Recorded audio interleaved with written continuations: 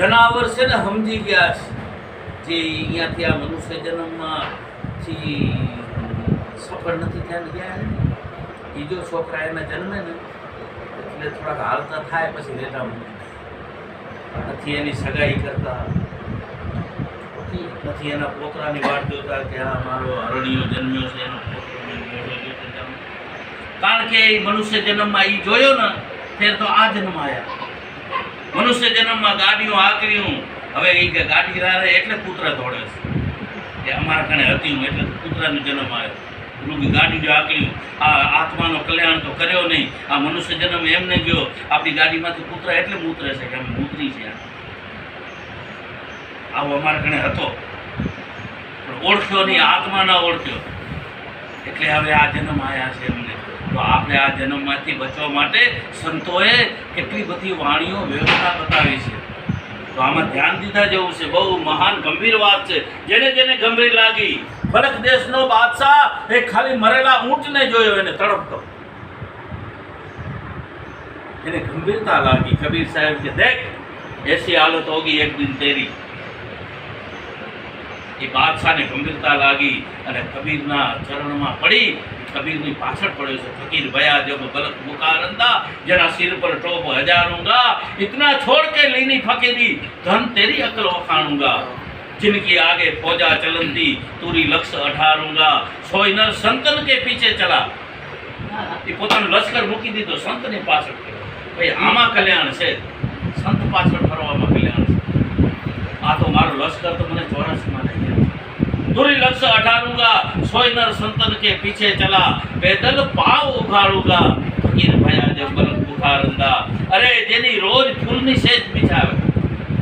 रोज ताजा फूल ली जावे any says बिछावे एनी कड़ी कड़ी चेक करे कि कोई वासी નથી આવી ગયો ને પછી એના માથે સોય આપી રાખ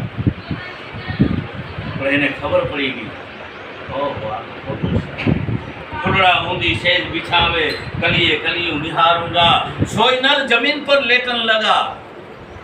कंकर कौन बुहारूंगा संतों ने माथे बुहाड़े पोते जमीन में डूबे आओ बलक बुखारंद बादशाह आवा કેટલા બાદશાહો જેને જેને જેને જેને આ ગંભીરતા દેખાડી અરે બુદ્ધ ભગવાનનો દાખલો લ્યો સિદ્ધાર્થ જેના બાપાને નક્કી હતું કે મારા દીકરાને મારે ચક્રવર્તી રાજા બનાવવો છે કારણ કે એના અંદર બે ભાવ હતા કાં તમારો દીકરો રાજા બનશે અને કાં મોટો મહાન કોક બુદ્ધ બનશે એના બાપને એમ કે મારો દીકરો રાજા બને ભગત નથી બનાવવો એટલે એને એવા મેલને વૈભવમાં રાખ્યો ને એને કોઈ દુઃખની દુનિયા જ ન દેખાડી પણ એક દિવસ પોતાના સારથીને કહે છે આનંદ મને યાર બહારની દુનિયા દેખાડે ને મારા બાપ મને કાંઈ બહાર નથી નીકળવા દેતા અને એ આનંદ રથમાં બેસાડી એનો સારથી હતો આનંદ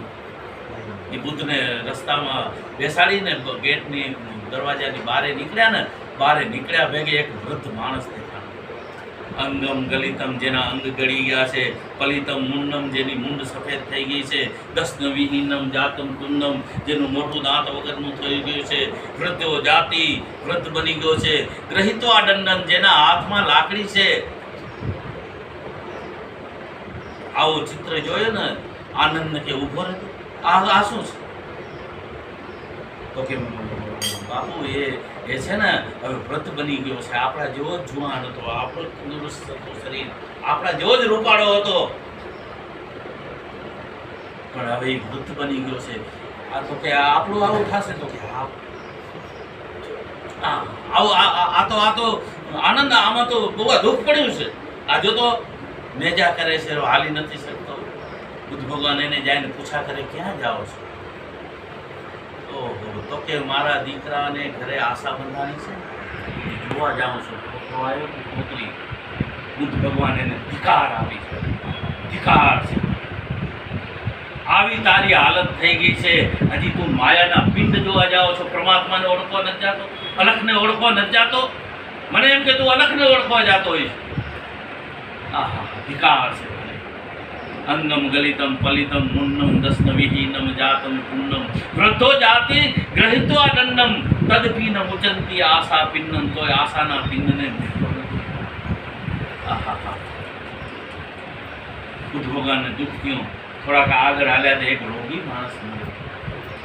આનંદ આ શું છે તો કે એને રોગ થયો છે. આપણે પણ શરીરમાં ક્યારેક શું રોગ, અને અત્યારે તો આપણે ખબર છે ને કેટલા રોગ હાલે છે,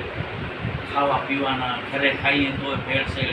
અત્યારે આપણે ક્યાં રોગ ક્યારે થાય કાંઈ નક્કી નહીં. એના કરતાં આત્માને ઓળખી લ્યો અને મનુષ્ય જન્મને સફળ થઈ લ્યો. નકા પાનભાઈ અચાનક અંધારા થશે. આ શ્વાસ નીકળી ગયો એટલે અંધારું.